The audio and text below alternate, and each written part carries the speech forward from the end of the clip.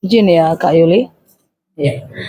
Na'udzubillahi minasyaitonirrajim. Bismillahirrahmanirrahim. Assalamualaikum warahmatullahi wabarakatuh. Alhamdulillahil wahidil qaharil azizil ghafaril mukawwirul laili 'alan nahar tazkiratan li ulil qulubi wal absar tabsiratan lidzawil albabi wal i'tibar. Walhamdulillahilladzi nahmaduhu nasta'inuhu nastaghfiruh wa na'udzu billahi min syururi anfusina wa min sayyiati a'malina may yahdihillahu fala mudhillalah wa may yudlilhu fala hadiyalah. Nashhadu an la ilaha illallah nashhadu anna muhammadan abduhu wa rasuluh la nabiyya ba'da amma ba'da. Kama qala Allah Ta'ala azza wa jalla fi kitabihil karim. Na'udzu billahi minasyaitonir rajim. Bismillahirrahmanirrahim. Ya ayyatuhan nafsul mutmainnah irji'i ila rabbiki radiyatan maradiyah fadkhuli fi ibadi wadkhuli jannati al-ayah. Wa kama qala nabiyyuna Muhammad ibn Abdullah man salaka tariqan yaltamisu fihi ilman sahalallahu bihi tariqan ilal jannah. Al hadis sadaqallahul azim.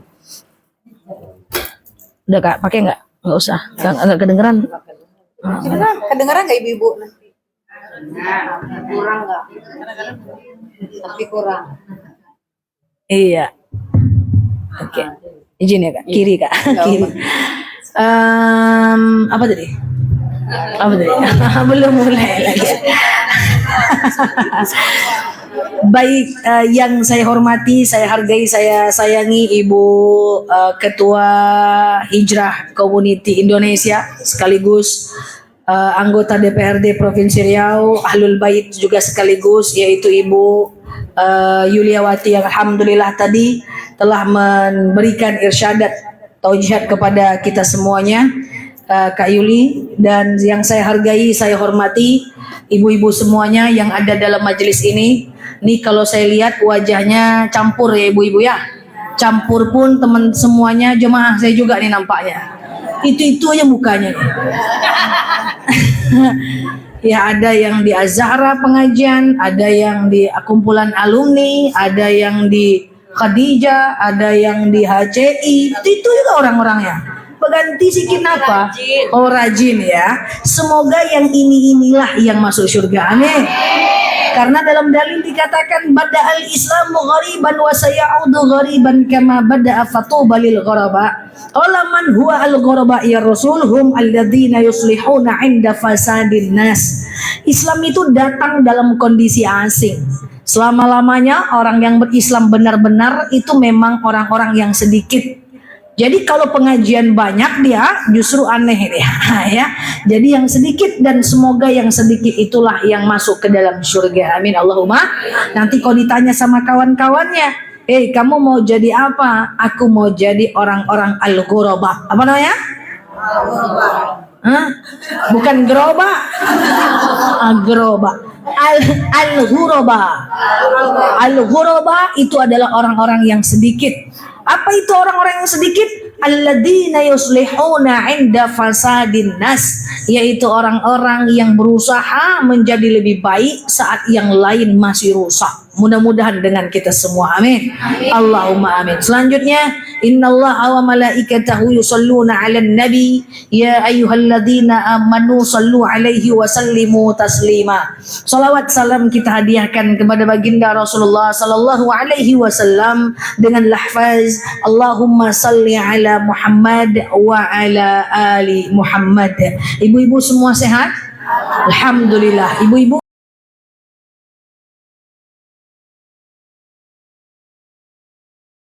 masih hanya ngetes masih hidup atau enggak. Santailah.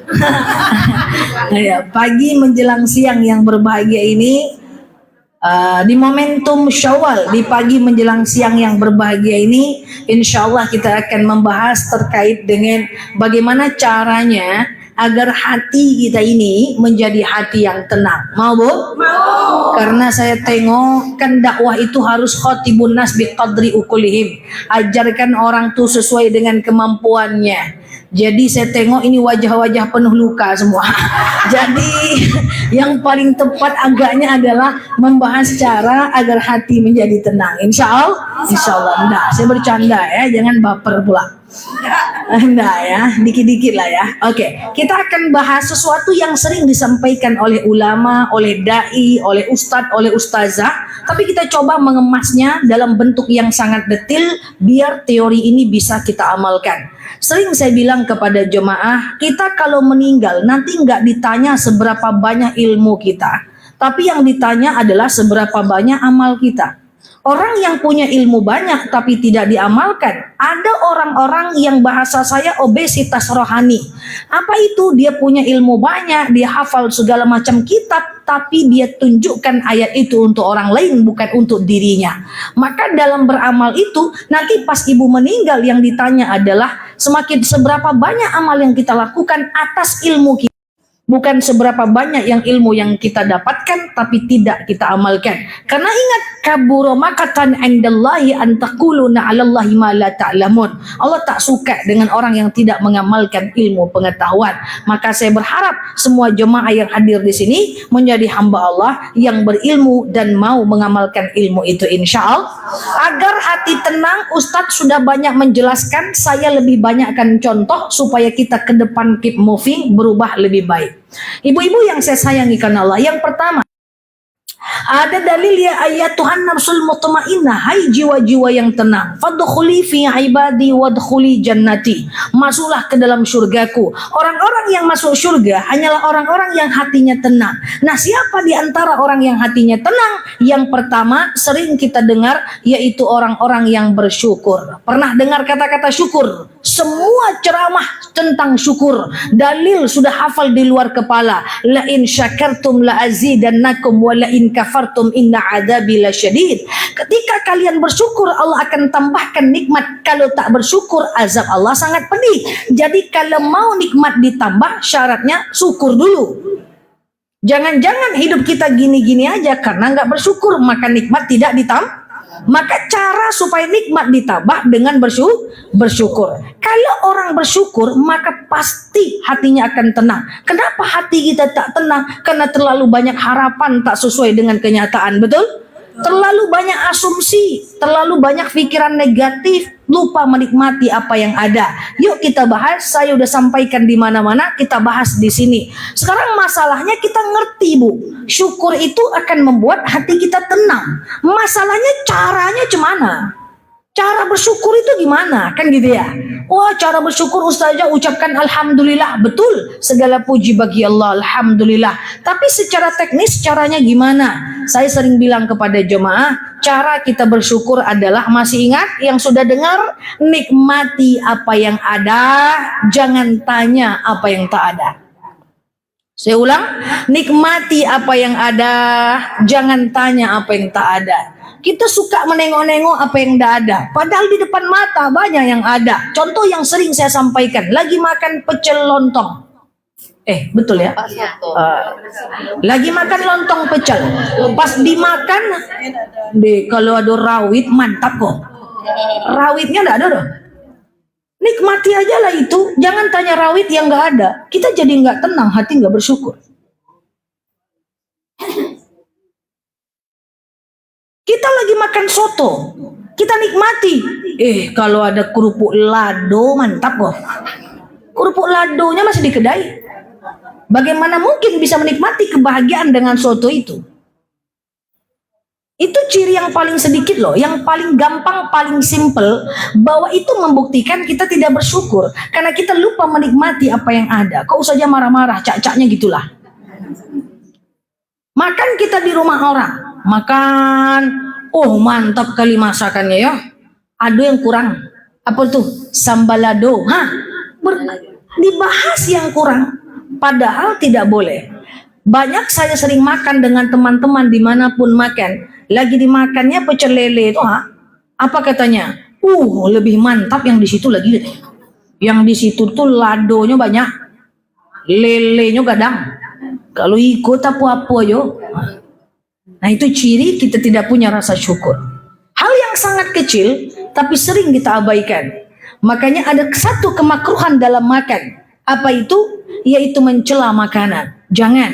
Wajar kita termasuk hamba Allah yang gini-gini aja, mungkin rasa-rasa aja, karena kita kurang menikmati apa yang ada dan suka menanyakan apa yang tak ada. Paham? Dari angguknya luar biasa. Jadi nanti ya, nggak apa-apa lah kena sikit ya kan. Iya. Itulah salah Kak Yuli nih ngundang Ustazah Nela. Kena jemaah jadinya. Jadi itu ya, tempat itu ya ibu-ibu ya. Jadi maksudnya itu jangan suka jangan suka menyebutkan yang buruk-buruknya, termasuk makanan, orang dan apapun yang di depan mata kita. Itu sebut baiknya. Saya sering makan dengan kawan, kurang kali nih ya, kurang kental kuahnya. Saya biasanya suka langsung tegur, makan aja lah dulu, gitu loh. Karena saya sangat peka dengan kata-kata. Jangan remehkan kata-kata. Karena kata-kata itu akan diminta pertanggungjawaban. Makan aja lah dulu kata saya. Besok kita makan sih. Dia lagi makan nih, sudah makan separuh. Besok kita makan itu, yang itu mantap daripada yang ini. Itu dosanya gimana, Bu? Ini dosanya gini, saya jelaskan. Pertama adalah dosa tidak bersyukur. Yang kedua, dosa menggosipkan yang masak. Oke? Kok gitu wajahnya semua happy lah. Ini Syawal nih, halal bihalal. Kok wajahnya tertekan semua?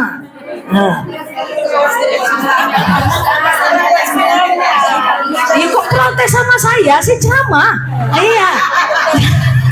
Iya, kayak gitu semua ya. Oke, wajahnya tertekan semua. Mau diapain nih Kak Yuli? Langsung merenung ya. Tidak bersyukur dan kemudian menggosipkan yang masak. Betul? Ada yang mau bantah? Tidak. Tidak. Tidak bisa.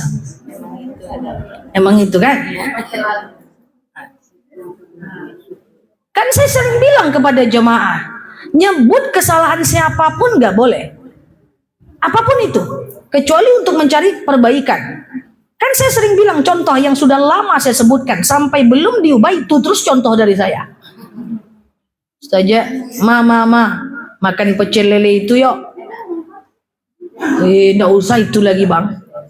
Nggak enak dong. Tukang masaknya entah apa. Garamnya ndak terasa. Coba. Itu sudah berriba namanya. Terus gimana caranya Ustazah? Dek makan situ yuk. Ibu nggak suka. Ibu cukup bilang kayak gini. Di situ aja yuk. Di situ enak bang. Ya lebih enak yang itu lagi bang. Tukang masaknya mantap bang. Lauknya sedap bang. Sebutkan kebaikan yang di sana tanpa menyebutkan keburukan yang di sini. Paham atau tidak? Nah nanti nih, kan ini juga nih ada geng nih, ini makan siang, besok, ini nih juga orang-orang ini. Saya tahu ini bergrup-grup ini. Tahu ini muka-mukanya nih. Bergrup-grup ini. Kadang-kadang ada yang tidak datang satu hilang 4 orang. Karena bergrup ini. Jadi besok, betul ya? Jadi besok kalau makan siang, hangout ke mall, ya ada temannya ngomong gitu, nah itu lagi, woi ceramah ustazah tuh dengar gitu. Dah saling mengingatkan. Suai. Itu tanda kita tak bersyukur. Walaupun cuma hal kecil, tapi itu mindset. Kalau bayangkan silau. Oke. Bayangkan kalau kita bersyukur, maka kita nikmati semua makanan yang ada. Dan hati kita tenang, maka tema kita hati tenang. Sekarang saya tanya Bu, nikmatnya makanan itu bukan karena makanannya Bu, tapi karena perut yang lapar. Ibu coba jawab pertanyaan saya. Ibu lagi kenyang-kenyangnya, bukan lagi sayang-sayangnya. Ibu lagi kenyang-kenyangnya. Terus ibu kemudian diajak makan pizza oleh suaminya. Makan pizza, makan steak. lagi kenyang, dipaksa makan pizza, enak nggak? Lah tapi kan itu nikmat, enak nggak? Enggak, lagi kenyang Bu.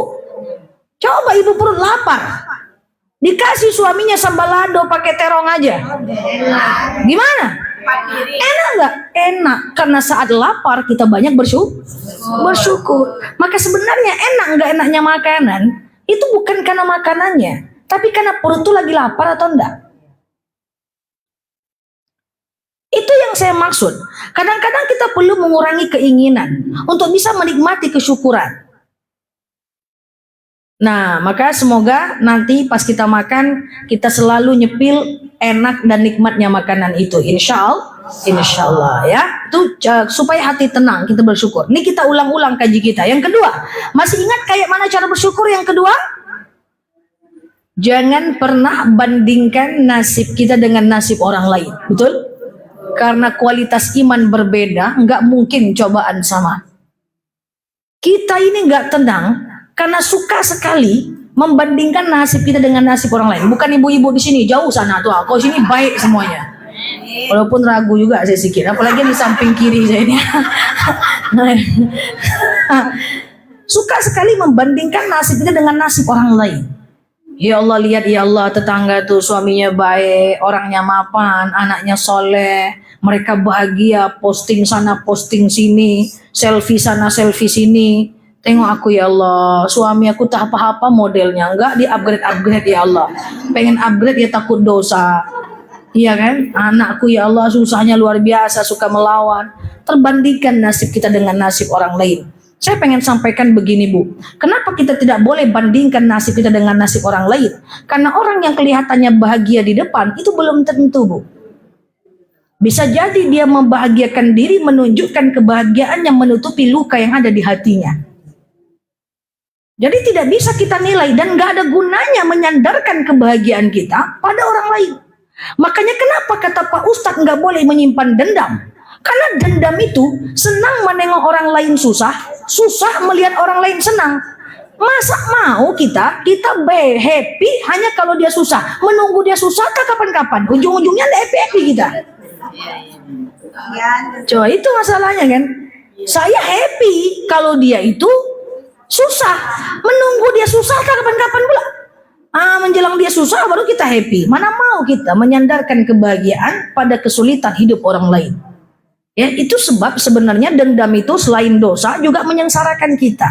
Maka jangan bandingkan nasib kita dengan nasib orang lain. Jangan suka tengok kiri kanan, pakai kacamata kuda. Ya, nengok lurus aja. Karena orang yang happy bisa jadi cuma di depannya. Jangan-jangan dia menyimpan luka. Atau naudzubillah, dia happy, nikmatnya banyak. Bisa jadi dia istidraj.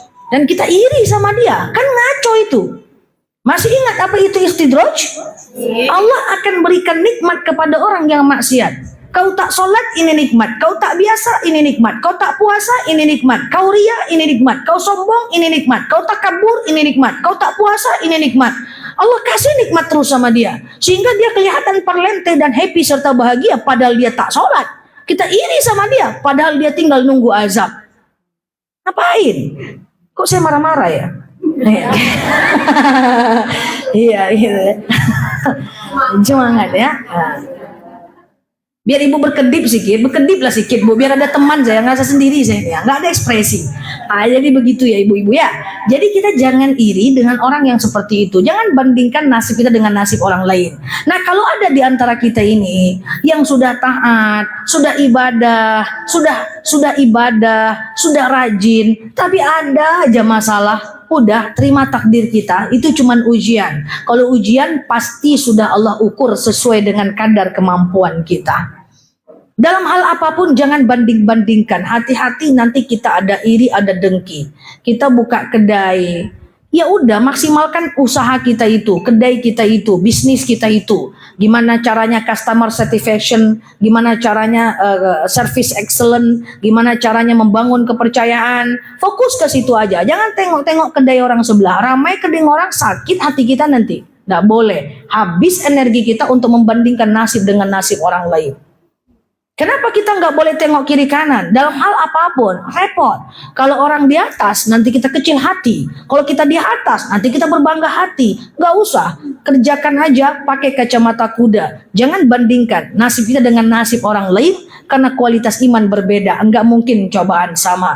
Sebenarnya orang Islam ini harusnya tenang hidupnya. Kalau dia lagi menikmati sesuatu yang kurang, dia bersyukur. Dan dia menikmati apa yang ada dan tidak pernah ingin hidup seperti hidup orang lain. Dia punya kebahagiaan sendiri dalam hatinya. Dia punya keberkahan dalam hatinya. Apa itu berkah? Tenang hatinya apapun kondisi nasibnya. Insya Allah. Paham? Itu pertama, syukur. Jadi kalau ada Pak Ustadz selama ini suka bilang, syukur. Caranya gimana? Caranya gitu. Ya, syukur. Jangan banyak-banyak beli barang ya. Syukuri barang yang ada ya. Ini nampaknya ada yang 3 kali sehari ganti tas.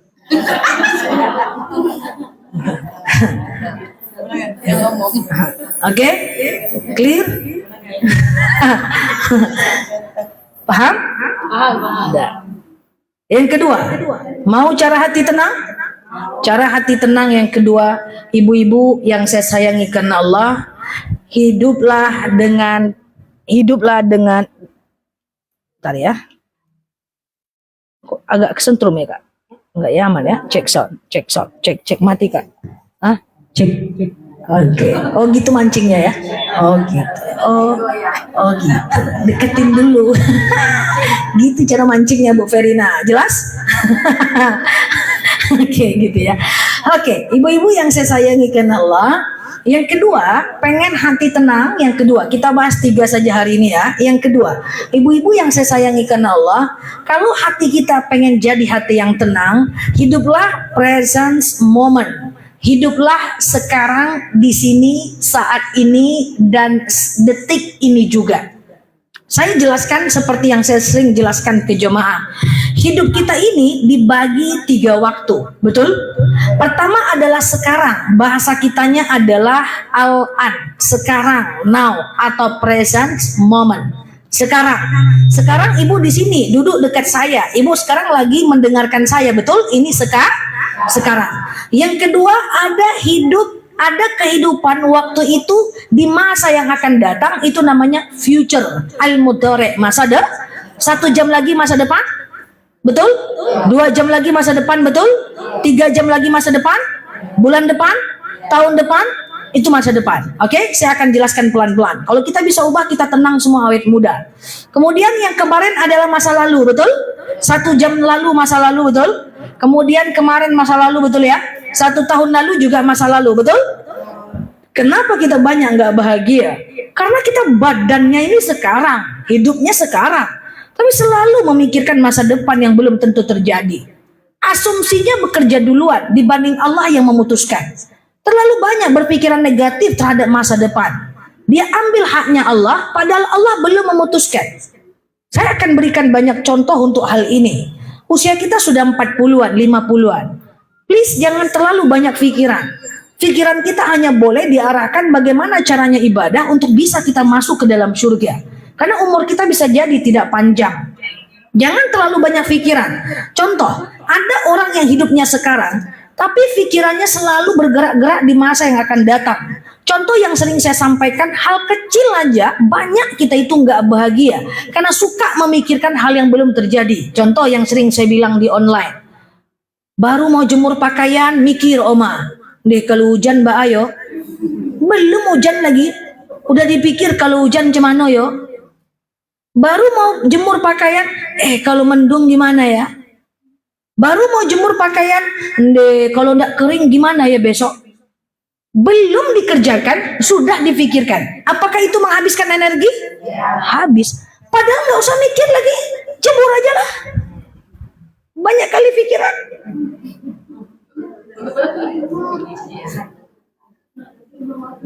Kemarin Kak Fitri, ada orangnya di samping. Tunggu dulu, jauh dulu. Ya kan? Mau ke sini. Aduh, kalau macet gimana ya? Belum berangkat lagi ke Ramayana udah bilang kalau macet. Berangkat aja dulu, kan gitu kan? Saya minta gantikan oleh seorang teman saya untuk ceramah. Jam 1 siang.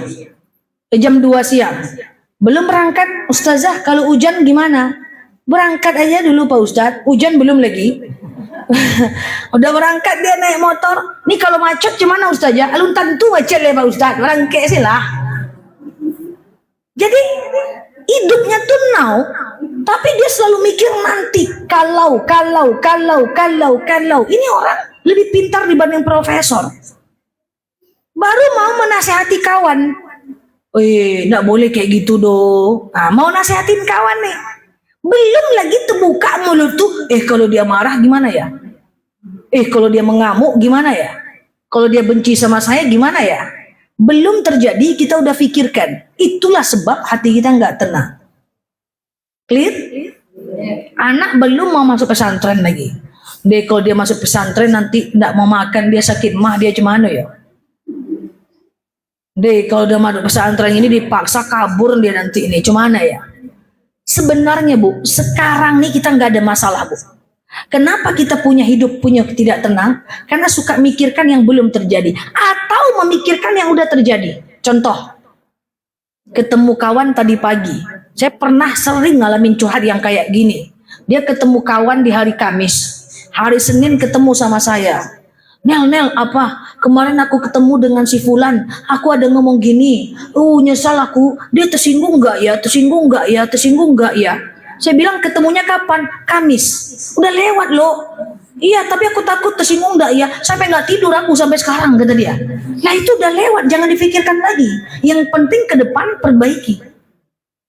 Sering nggak? Udah ketemu kawan, mau jalan sampai rumah, ingat yang tadi. Kok dia ngomong gini ya? Harusnya aku nggak ngomong gini tadi ya. Tersinggung nggak dia ya? Pernah nggak ngalamin gitu? Ya. Ngapain itu dipikirkan Bu? Udah lewat Besti.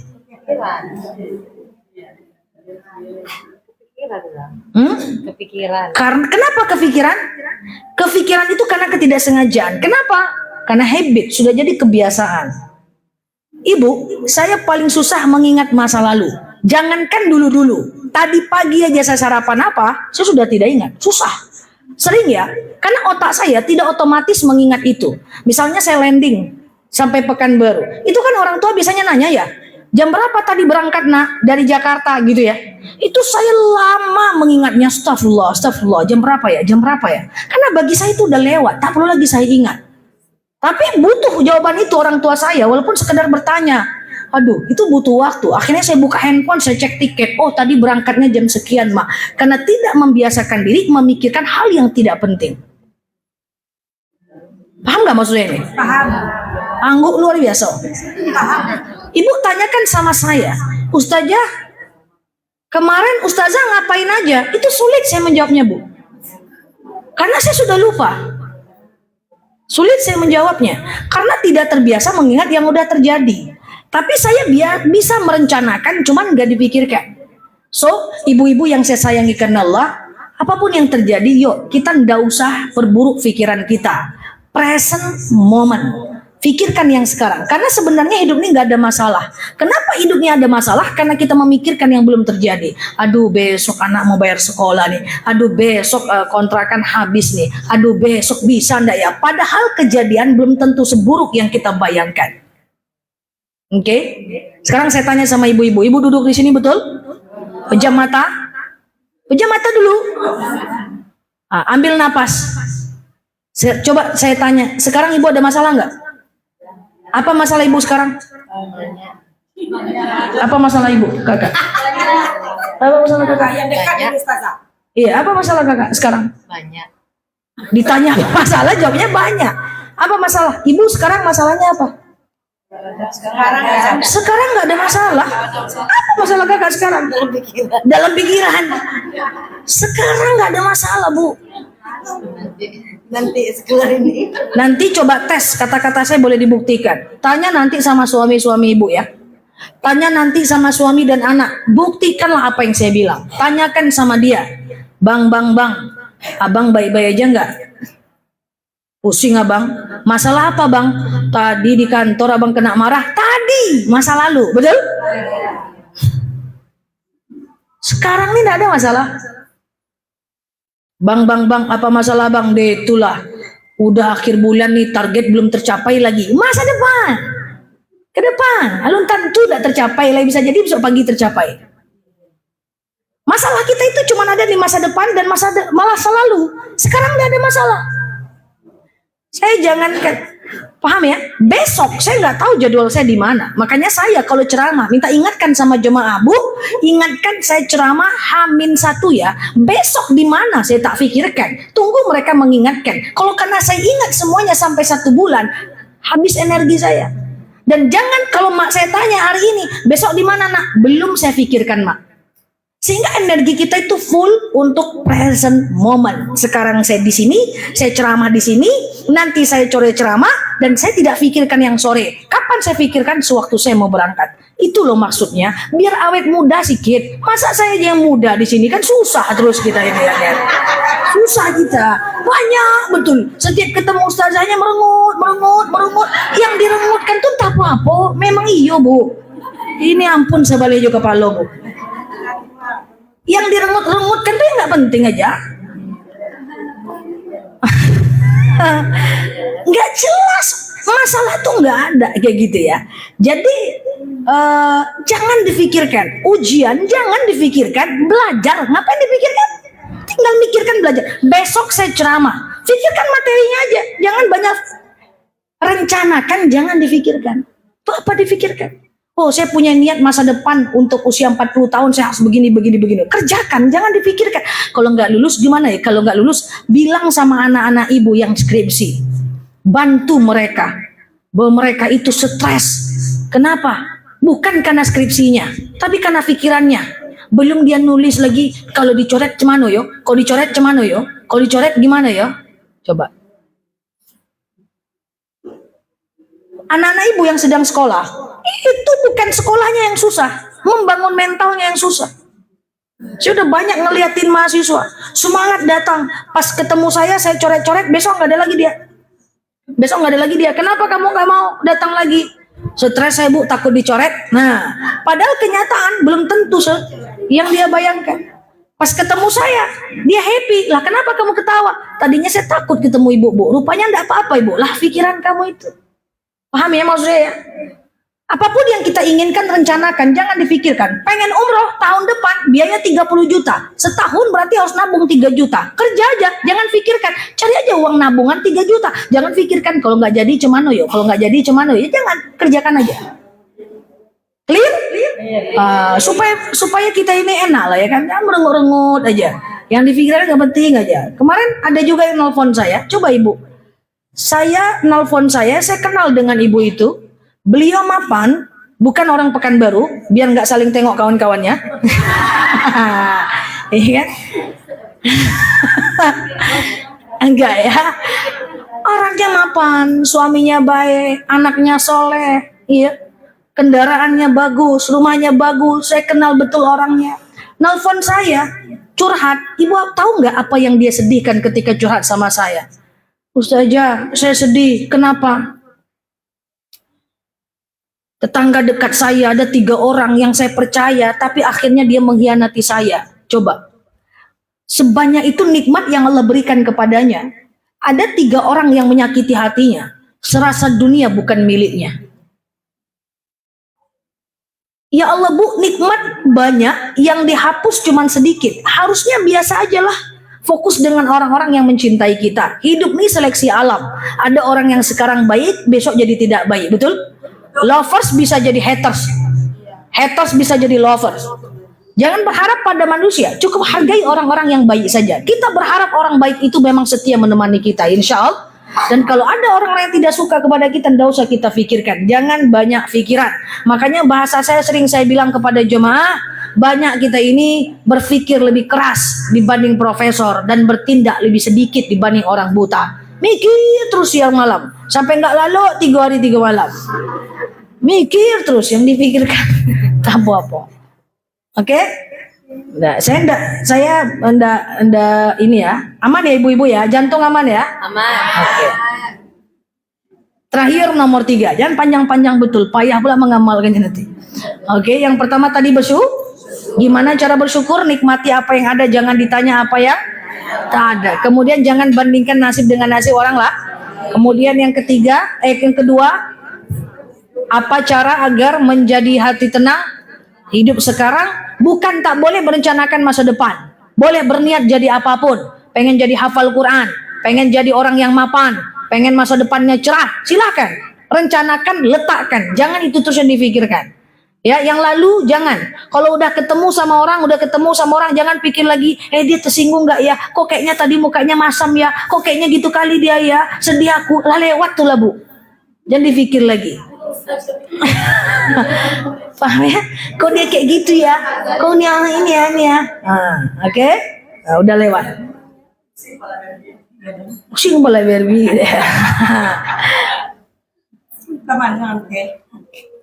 Iya, soalnya kita sering gitu kan. Sering gitu ya? Maksudnya apa kitanya tadi kepikiran lagi. Kepikiran lagi. Lama gitu.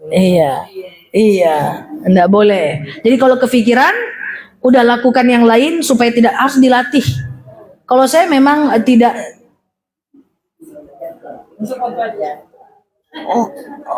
Siap. Bisa-bisanya. Siap. Dalam rangka apa? Before, after. Iya. Pengajian tadi lain. Oh siap. Iya, jadi suka kepikiran ya. Nggak boleh lagi. Ada teman saya ceramah, turun dari mimbar, dia telepon saya. Nel, tadi saya ngomong gini, kalau jemaahnya nganggap gini gimana ya? Saya bilang, lah lewat lah Pak Ustadz. Nggak usah dipikirkan, udah lewat. Oke, terakhir yang ketiga.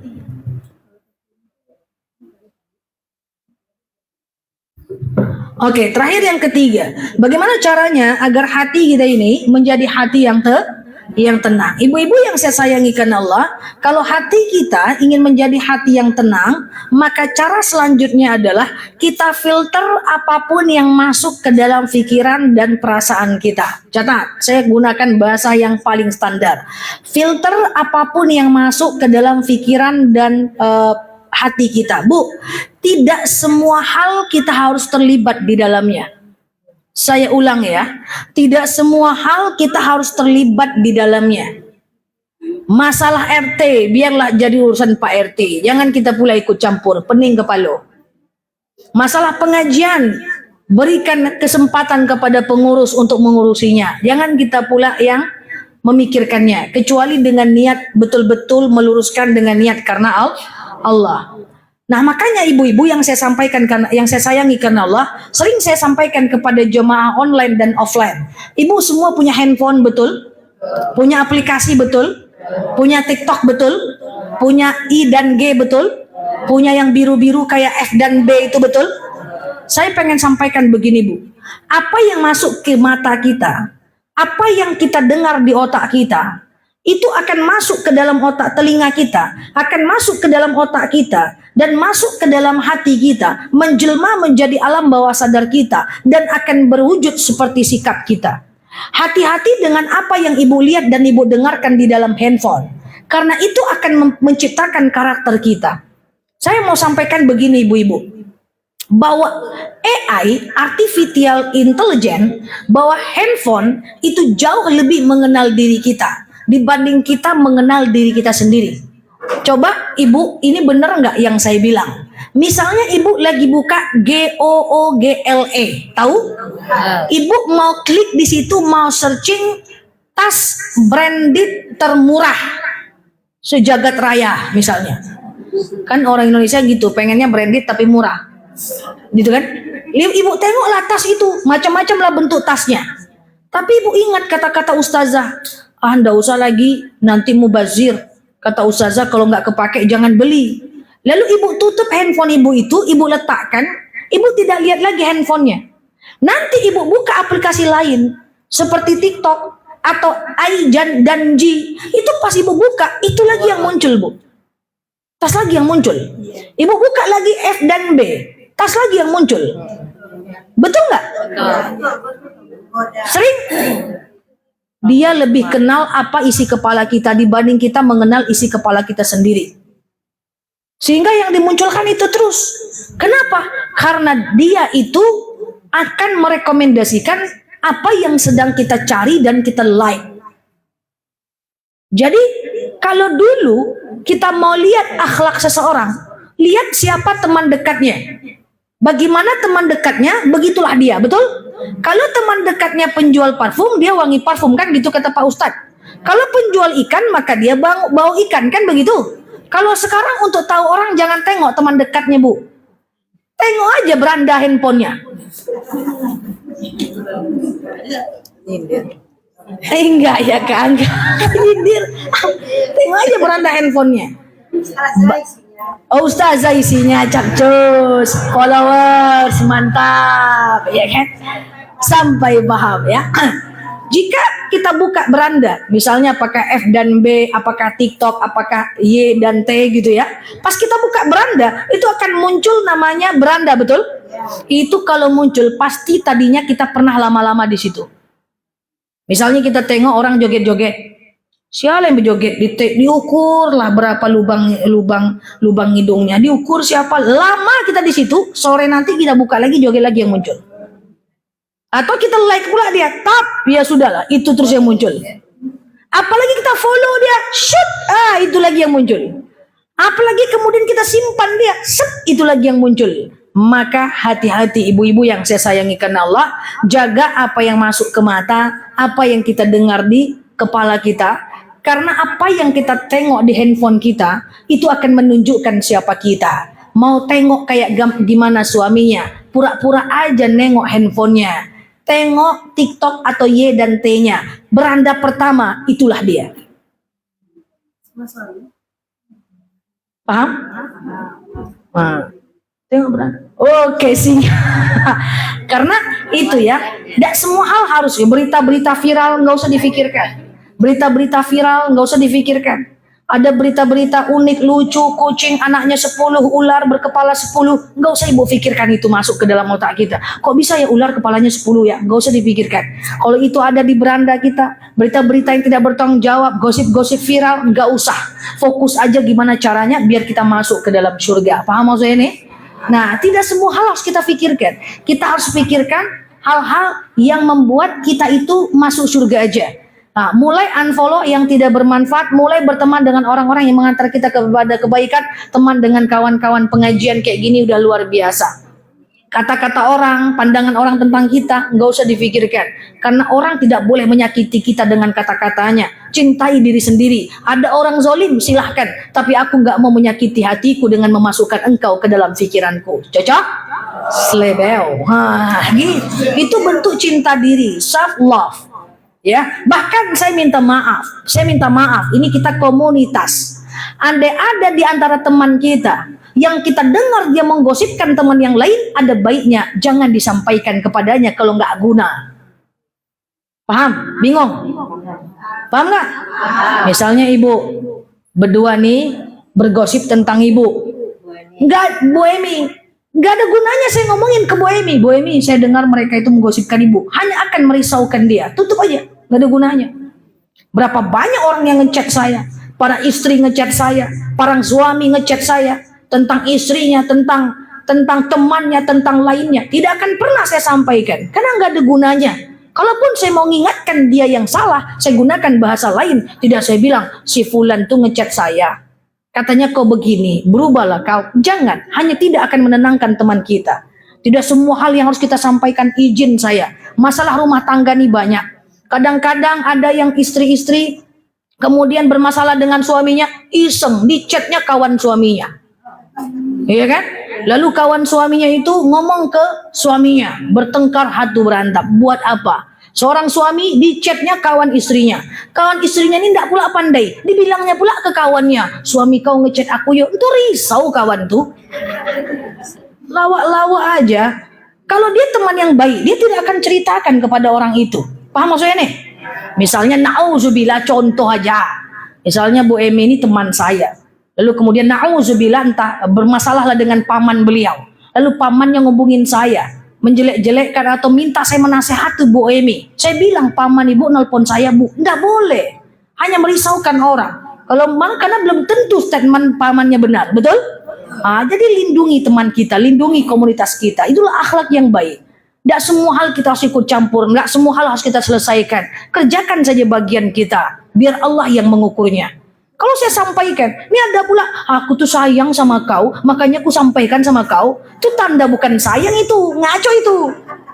Standar sayangnya nggak jelas, karena aku mencintaimu karena Allah. Aku tidak mau ada yang ditutupi. Suami kamu menghubungi aku katakan kepadamu, Besti, kamu bersabar ya. Orang terluka, suruhnya sabar. Padahal mau orang terluka dia nggak disampaikan pun nggak masalah tuh. Paham nih? Tayo tanda. Nah, berhenti ya. Nah, jadi kalau mau menasihati Bu Emi nanti bahasanya yang lain. Supaya kita nih damai, aman. Innamal mu'minuna ikhwatum fa'aslihu baina akhwaikum. Orang Islam itu bersaudara, kita damaikan persaudaraan. Jangan membuat teman kita risau dengan menyampaikan apapun kepadanya. Insya Allah. Demikian, tidak usah panjang-panjang kali, payah pula kita mengamalkannya nanti. La haula wala quwata illa billah. Udah disuruh berhenti ya. Anemia tongsisnya. Oke. Demikian dari saya, salam ta'zim kepada Ahlul Bait yang sudah berganti baju. Setelah ini saya mau ganti baju juga. Masa Ahlul Bait aja yang nggak bisa. Gue juga bisa kali. Nanti saya juga ganti kostum. Saya kepo ini kenapa ganti kostum ya? Tanya yuk. Dua acara. Oh, 2 acara. Acara sosial. Oke. Berarti kalau saya 3 acara 3 kali ganti baju. 3 kali. 1 aja sampai malam. Oke, terima kasih. Wallahu a'lam bishawab. Assalamualaikum warahmatullahi wabarakatuh. Iya Kak, izin Kak. Kepo saja. Kepo ya. Langsung kaget kan Kaget. Iya sih. Ini bagian dari tugas Ibu karena ada 2 kegiatan jadi harus ganti fotonya harus banyak gitu. Jadi bagian dari tugas. Nggak gitu dong. Iya nggak kalau jadi anggota dewan dong. Si ibu pun ganti baju. Jadi 3 acara 3 baju. Nggak kalau jadi anggota dewan. Dengan usahanya silakan sampai menjelang juga boleh kali ya. Mak. Itu ada makan siang bersama kita. Mau sholat juhud nanti boleh, kita makan dulu nanti jam 12 boleh ya. Kalau ada pertanyaan silakan ibu-ibu. Ada yang mau ditanya? Sambil cicip-cicip hidangan di depan juga boleh. Dicoba, ada yang mau bertanya? Silakan dicoba juga. Ada yang mau bertanya? Kayaknya nggak. Udah paham dah. Udah lah Kak, close Kak. Udah lah. Ada yang bertanya saya. Oh, ada yang bertanya.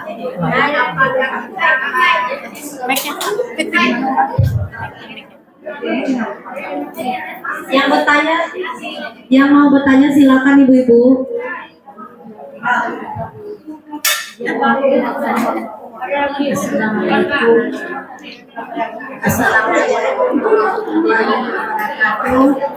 Waalaikumsalam warahmatullahi wabarakatuh.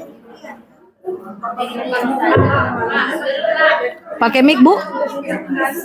Pakai aja ibu biar yang lain tahu. Ini saja.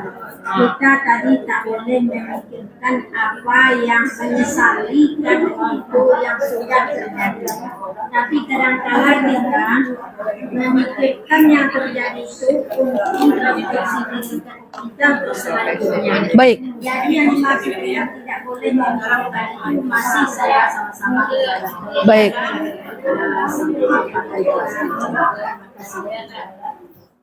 Izin ya Kak, cek sound. Harus dipancing Kak, Anda ya. Ustazah katanya kita tidak boleh memikirkan masa lalu, gitu ya.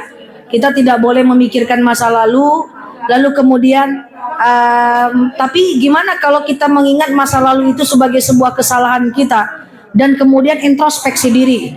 Kalau muhasabah diri, mengingat masa lalu boleh, tapi nggak boleh lama-lama juga. Karena mengingat masa lalu untuk menjadikan pelajaran dan muhasabah serta introspeksi diri serta memohon ampun kepada Allah boleh. Artinya menyesal boleh. Tapi menyesal berlebihan, khawatirnya dengan penyesalan itu kita tidak yakin Allah akan memaafkan. Saya nemukan satu kasus, ada orang yang menyesal dengan kesalahan masa lalunya sampai-sampai dia berpikir kayak seperti ini. Adakah dosaku diampunkan Ustazah? Dosaku udah besar banget. Apakah Allah memaafkan dosaku? Dosaku udah gede banget. Nah itu kan tauhidnya bermasalah dong. Suuzon sama Allah. Padahal innallaha yaghfirudz dzunuba jami'a. Allah akan mengampunkan semua dosa. Jadi kalau kita menyesal boleh. tapi iringi dengan keyakinan bahwa Allah adalah Maha Pemaaf. Setelah kita menyesal, muhasabah diri, letakkan. Jangan pikirkan lagi. Tinggalkan dan langsung keep moving menuju ibadah yang lebih baik. Menyesal boleh, berlebihan tidak boleh. Kalau berlebihan takutnya tauhid kita bermasalah karena kita tak yakin Allah memaafkan kita. Jadi oke, aku salah kemarin nyinggung orang. Oke, aku salah kemarin aku marah-marahin tukang parkir. Bismillah, istighfar, mohon ampun sama Allah. Ke depan jangan lakukan lagi, jangan pikirkan, lakukan yang terbaik. Kayak gitu. Nangis, muhasabah boleh, tapi harus diimbangi dengan harapan bahwa Allah akan memaafkan kita. Ya, makanya ada khauf dan roja. Khauf adalah takut, roja adalah harap. Oke. Sip ya. Allah alam bisawab. Ada lagi mau tanya Ibu?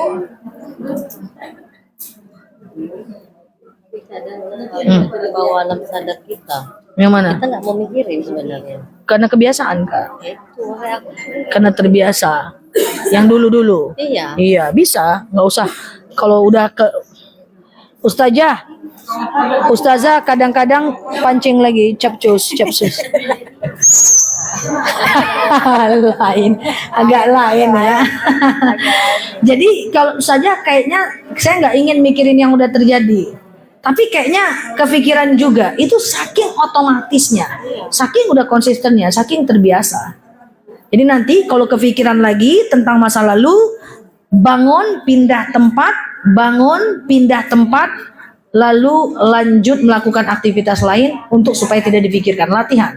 Itu kayak kadang nggak penting sebenarnya. Nggak penting sebenarnya. Memang iya, banyak hal yang nggak penting. Dari wajah-wajah kakak tuh nggak penting semua yang kakak pikirkan tuh. Pikiran juga gitu. Iya, kepikiran juga. Kenapa ya kayak gitu ya? Kenapa ya kayak gitu ya? Nah itu nggak boleh. Pokoknya latihan ya. Oke? Dah. Iya. Dah. Oke? Nah. Oke, Allah alam bisawab. Cukup lah Kak. Ada? Hah? Ya. Oh iya. Iya, silakan. Halo? Halo?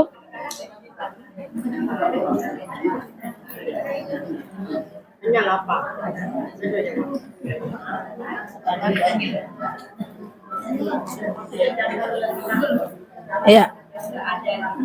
Iya, silakan. Kayak gini katakan kan dosa saya kan banyak kan jadi saya tuh Terus? itu kan saya bangun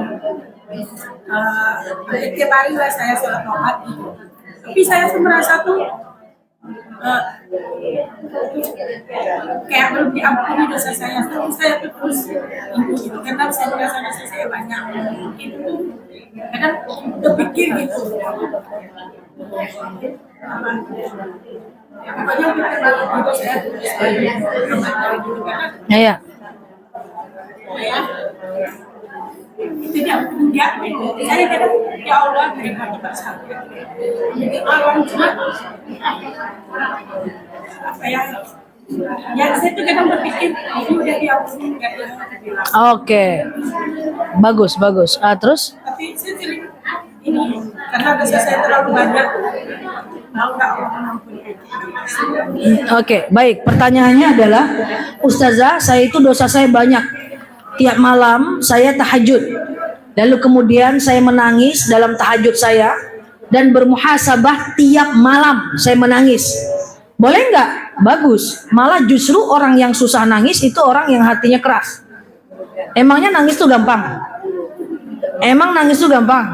Iya kan? Jadi bagus aja ibu nangis lalu mengingat kesalahan ibu di masa lalu. Tapi tadi ada pertanyaan dari ibu. Kadang-kadang saya berpikir, kira-kira dosa saya ini diampunkan Allah nggak ya? Nah itu yang ibu tidak boleh ragu, harus yakin. Nah itu aja persoalannya. Karena innallaha yaghfiru dzunuba jami'a. Allah itu akan mengampunkan semua dosa. Ya. Jadi begini Bu, salah ibu itu apa sih?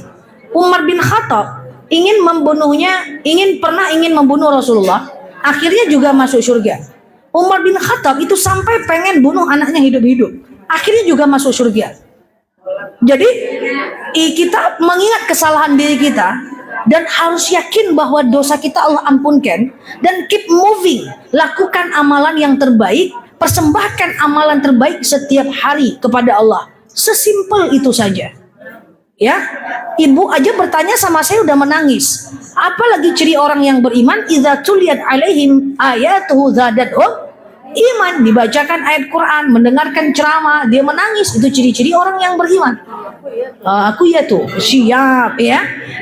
Gitu Bu, nggak apa-apa. Tapi satu aja PR-nya, tidak boleh kira-kira Allah memaafkan salah saya nggak ya? Yakin Bu, Allah akan maafkan kesalahan orang-orang yang memohon ampun kepadanya. Allah malu jika tidak mengampunkan orang-orang yang memohon ampun kepadanya. Apalagi kalau pakai ilmu pula kita ya. Ilmu berdoa di hari Jumat, ya, ilmu berdoa di bulan Sya'ban, ilmu memperbanyak amal di bulan Ramadan, ilmu untuk datang dalam majelis taklim. Ini Bu, dalam majelis taklim ini Bu, apa kata malaikat? Allahumma arhamhum, ya Allah cintailah mereka. Allahumma filahum, ya Allah ampunilah mereka. Allahumma tub alaihim, ya Allah terimalah taubat mereka kalau mereka bertaubat. Mantap, masya Allah ya. Jadi rajin-rajin hadir dalam majelis ilmu. Oke, Allah alam bisawab.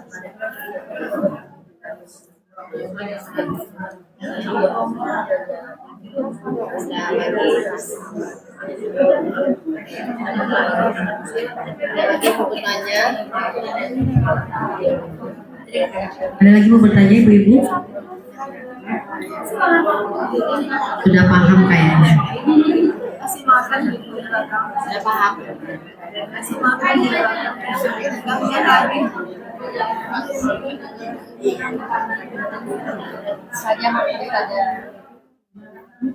Ya, oke. Udah Kak. Udah kayaknya. Oke. Udah ditutup Kak? Tutup lagi ya. Hah? Oh.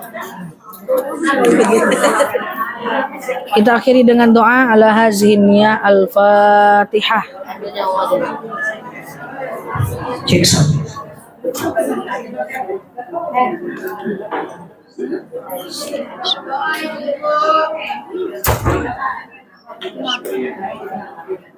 Amin ya Allah, amin ya Rahman, amin amin ya mujib as-sa'ilin. Allahumma salli ala Muhammad wa ala ali Muhammad. Allahumma inna nas'aluka ridhaka wal jannah, na'udzubika min sakhatika wan nar. Allahumma inna nas'aluka salamatan fi dinina, afiatan fi jasadina, ziyadatan fi ilmina, barakatan fi rizqina, taubatan qabla al-maut, rahmatan indal maut, maghfiratan ba'da al-maut.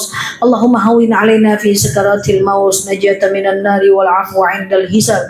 Allahumma antas salam wa minkas salam wa ilaika ya'udu salam, fahayyina rabbana bis salam wa dakhalnal jannata daru salam, tabarakta rabbana wa ta'alita ya hadzal jalali wal ikram. Allahumma inna na'udzubika minal hammi wal hazan, na'udzubika minal ajzi wal kasal, na'udzubika minal jubni wal bukhli, na'udzubika min ghalabatid daini wa qahar rijal. Allahumma yassir alaina umurana wa la tu'assir alaina umurana ya rabbal alamin.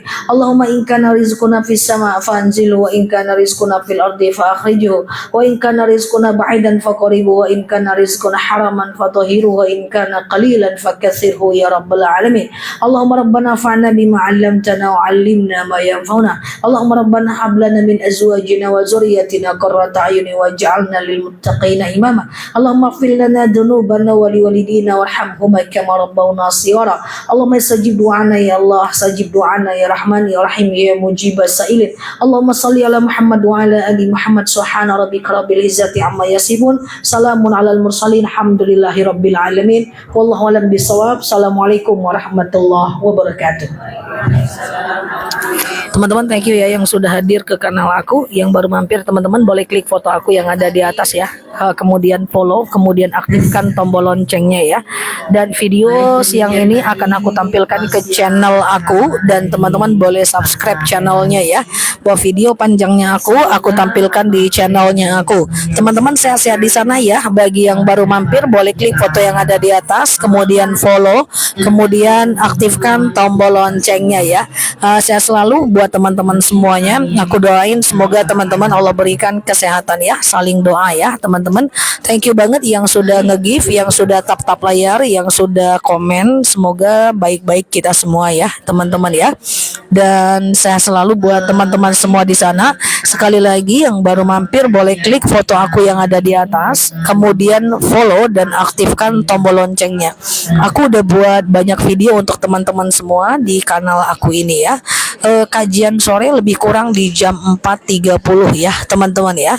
Nah sehat selalu ya teman-teman. Kita tutup dulu yuk. Subhanakallahumma wa bihamdika nasyhadu an la ilaha illa anta nastaghfiruka wa natubu ilaih. Sakit sedikit aja guys jarinya, insyaallah nggak apa-apa, doain ya. Oke, thank you ya teman-teman ya, doain ya semoga cepat sembuhnya ya, sehingga lebih aktif lagi akunya ya. Oke, terima kasih teman-teman. Subhanakallahumma wa bihamdika nasyhadu an la ilaha illa anta nastaghfiruka wa natubu ilaih. Nela Luki di sini, sampai paham. Assalamualaikum warahmatullahi wabarakatuh. Iya teman-teman ya, amin, doain ya teman-teman ya. Amin ya. Oke, doain pokoknya. Ya, terima kasih ya teman-teman ya. Iya. Iya, udah dari kemarin ditutupi pas ceramah kelihatan juga. Ini sama aja. Iya, oke. Sudah tersedia, boleh kita sekarang makan bersama. Bapak di depan Ibu, jam 9 pasti udah waktunya juga. Silakan. Boleh Ibu, usahanya dulu juga boleh. Oh ya, untuk HCI minggu depan kita sudah kembali lagi pengajian di Masjid Al-Azhar.